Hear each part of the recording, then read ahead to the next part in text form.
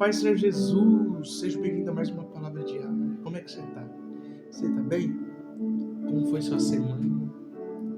Quinta, véspera de sexta, graças a Deus, Ebenezer, até aqui nos ajudou o Senhor. É bom saber que em meio a tantas dificuldades da vida, em meio a tantas provações que a gente passa, momentos de aflição durante o dia a dia, até aqui o Senhor tem nos sustentado, tem nos ajudado, tem nos dado o fôlego de vida e o ânimo de continuar. Amém? Abra sua Bíblia no livro do Gênesis. Livro do Gênesis, capítulo de número 3, verso 8. É só o 8 mesmo. Livro do Gênesis, capítulo 3, verso de número 8. Abriu a sua Bíblia? Assim diz o texto sagrado. E ouvindo a voz do Senhor que passeava no jardim pela viração do dia, escondeu-se Adão e sua mulher da presença do Senhor Deus, entre as árvores do jardim. A história de Adão e Eva, se não a famosa, mas a mais famosa de toda a Bíblia. Porque é impossível você falar de Deus sem você falar de como tudo começou. Por onde o pecado entrou, por onde vieram tudo, todas as dores, todos os males.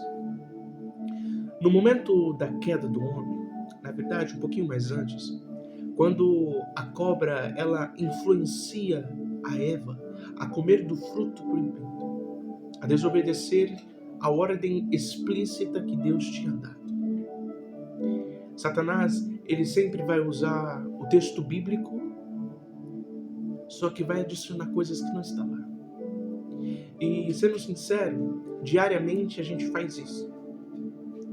Quando a gente olha o Sermão da Montanha e diz: o Senhor é meu pastor e nada me faltará, o que diz em Salmos. Eu errei aqui, que diz em Salmos. Na verdade, quando o Salmos vai dizer: o Senhor é meu pastor e nada me faltará, o que está dizendo, o texto original em hebraico vai dizer: o Senhor é meu pastor e ele não me faltará. O que isso quer dizer é que a gente às vezes dá uma mudança no texto para que faça sentido para a gente. A gente às vezes dá uma mudança ou acrescenta algo que faça sentido para a gente. Agora lembrem, no Sermão das Boas-Aventuranças, as pessoas têm o costume de mudar o texto e dizer assim: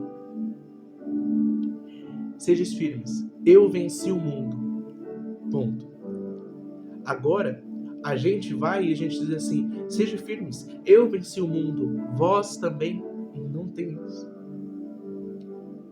O que eu queria dizer para você é: Satanás, ele acrescentou algo para que Eva caísse. O que ele disse para Eva foi: ei, come desse fruto aqui. Eu vou parafrasear para você entender de uma forma mais lúcida, de uma forma mais fácil de entender. Ei, coma desse fruto, é gostoso, coma dele. E Eva disse: não, o Senhor disse que não. Então Satanás, ele usa a frase de Deus, só que ele acrescenta mais algumas coisas. Não disse assim o Senhor? Não comereis do fruto. Aí ele acrescenta: só que se você comer, certamente não morrerás.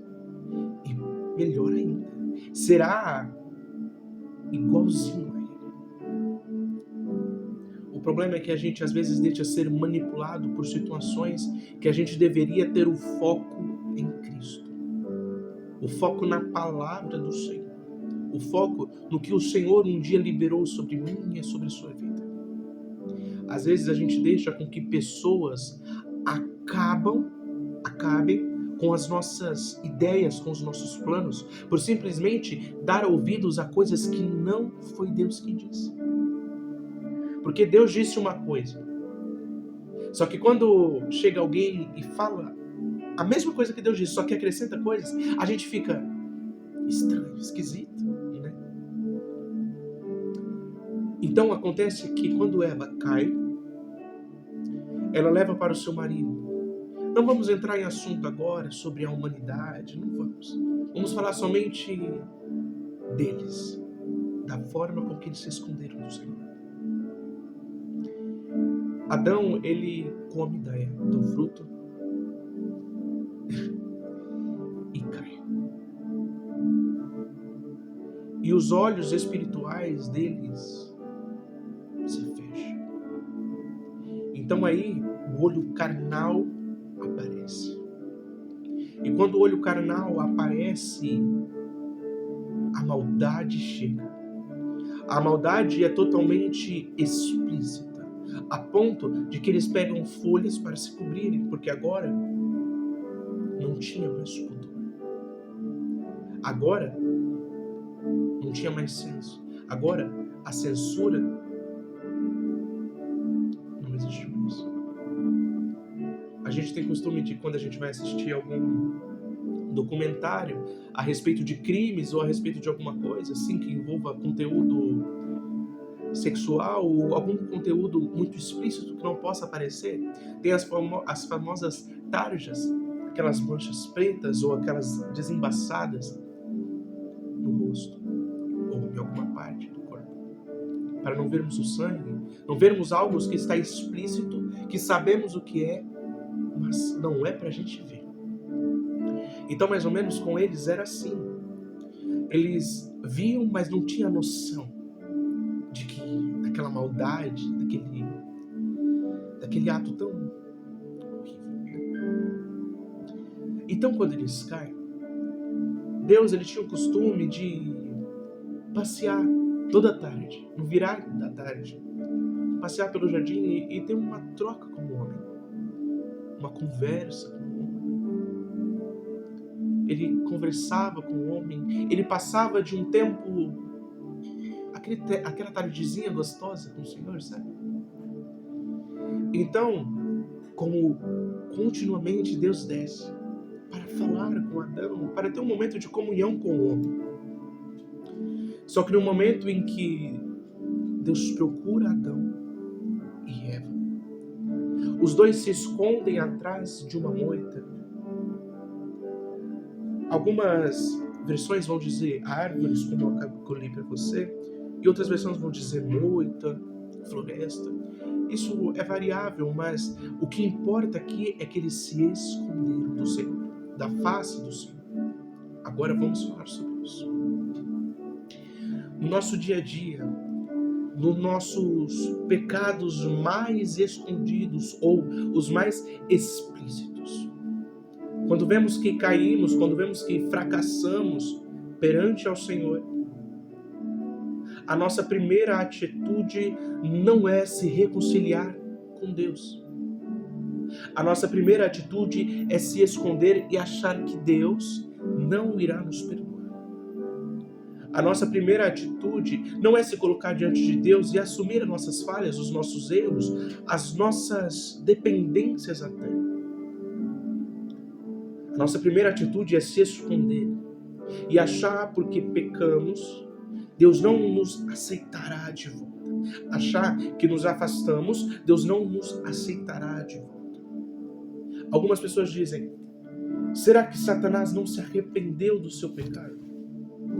Será que os anjos que caíram, a terça parte de toda a classe angelical que caiu, não se arrependeu dos seus pecados? Meu irmão, vamos entrar no assunto mais angelical aqui. Você vai aprender algo hoje. Os anjos foram criados como seres imortais. Os anjos não morrem, são imortais. Então, quando você é um espírito imortal, o seu pecado também se torna imortal.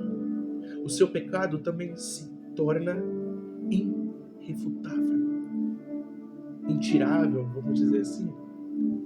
O seu pecado se torna algo que não pode ser perdoado. Por quê? Porque ele é imortal. Assim como a sua essência. Eu falo a respeito dos anjos. Então não, Satanás não se arrependeu. Os anjos não se arrependeram. Porque a sua alma é eterna e seu pecado também é eterno. Só que diferente deles, Quando Deus foi formar o homem, ele disse: façamos o homem segundo a nossa imagem. Então Deus, ele pega do pó, ele forma todo homem e sopra o espírito de vida e se torna um ser vivente. Quando a Bíblia diz vivente, é porque é algo que tem um começo, um meio e um fim. É algo que pode começar e pode terminar. Então, o seu pecado, ele nunca te afastou de Deus. Falei isso no vídeo passado e eu quero voltar a falar hoje para você. Eu sei que esse vídeo vai chegar para pessoas, eu creio isso pela fé, é a minha fé. Eu creio que esse vídeo vai chegar para pessoas que estão se escondendo da face do Senhor por medo de admitir os seus vícios, de admitir os seus pecados, de admitir as suas falhas. Mas opa, você é humano, você erra. Não que você tenha que, só porque você tem o direito ao perdão, que você tenha que pecar e sempre pedir perdão. Não. Você precisa lutar todos os dias contra o pecado e ser forte para o resistir a ele. Porque a Bíblia vai dizer: resistir aos vossos sentimentos, às vossas emoções. E o que é isso? Resista ao desejo da carne, resista ao desejo do que a natureza humana quer. Paulo, quando vai escrever a Timóteo, ele diz: Timóteo, eles podem, você não. Timóteo era muito jovem, e vamos dizer assim, num sentido mais humanitário, num sentido mais atual. Timóteo poderia ter convites para tudo nessa vida. Timóteo, eu estou imaginando aqui para você conseguir entender o que a Bíblia diz sobre refrear o desejo. Refrear as nossas impulsividades. Timóteo era jovem e tinha os seus desejos, as suas vontades. E Paulo vai dizer para ele: Timóteo, eles podem, você não. O que Paulo está querendo dizer aqui? O que Paulo quis dizer aqui? Timóteo, o desejo da carne vai vir. O desejo de cair vai vir. O desejo de pecar vai vir. Só que, Timóteo, eles podem, você não. O que é isso? Timóteo, você é separado. Timóteo, você é escolhido. Timóteo, você é de Deus. Timóteo, você é um servo do Deus Altíssimo. Alguns não se preocupam com as suas atitudes, mas, Timóteo, Deus espera muito de você. Então, Timóteo, eles podem, você não. O seu pecado, eu vou voltar a dizer isso, nunca te afastou de Deus. O que te afastou de Deus foi que quando você pecou, você se sentiu tão impuro a ponto de não querer mais voltar. Ou talvez você até quer, só que você não tem forças de voltar e se esconde da face do Senhor. Só que eu posso dizer uma coisa para você. Deus sabia exatamente aonde Adão e aonde Eva estavam. Deus sabia. Ele é o Criador do universo. Você acha que ele não vai saber onde estão dois seres? Deus sabia onde eles estavam. Só que o que Deus queria em sua pergunta era: vocês vão se colocar diante de mim e assumir o seu pecado? Ou vocês vão se esconder e mentir? O que você vai fazer? Você vai se colocar diante de mim e assumir as suas falhas, os seus erros? Ou você vai se esconder de mim? Infelizmente, eles se esconderam de Deus e foram expulsos do jardim. Não vamos falar o que aconteceu depois disso, isso é assunto para outro vídeo, mas o que acontece aqui? Se você se esconder muito da face do Senhor, talvez chegará um momento em que você não conseguirá mais o encontrar. O texto bíblico vai dizer: buscais e achareis, procurais e encontrareis, clamai e Ele o escutará. Se você se esconder tanto assim da face do Senhor, chegará um momento, não que Deus desistirá de você, mas que o toque da última trombeta vai soar. E você não vai ter o privilégio de poder se colocar diante da presença do Senhor e assumir os seus pecados. Porque agora não deu mais tempo. E você vai ser expulso da face do Senhor, diante da face do Senhor. Apartai-vos de mim que eu não te conheço. É isso. Talvez hoje não seja a palavra que você queira ouvir. Talvez hoje você esteja dizendo: Paulo, não tem nada a ver comigo. Irmão, tudo bem. Talvez realmente essa palavra não tenha nada a ver com você. Só que o Espírito me move a dizer isso. E quando Deus fala alguma coisa, eu obedeço. E Deus me falou para publicar esse vídeo e falar dessa passagem. Não se esconda mais da face do Senhor. Não importa os seus pecados, não importa quantas vezes você caiu, não importa quantas vezes você está mal, levanta e vai.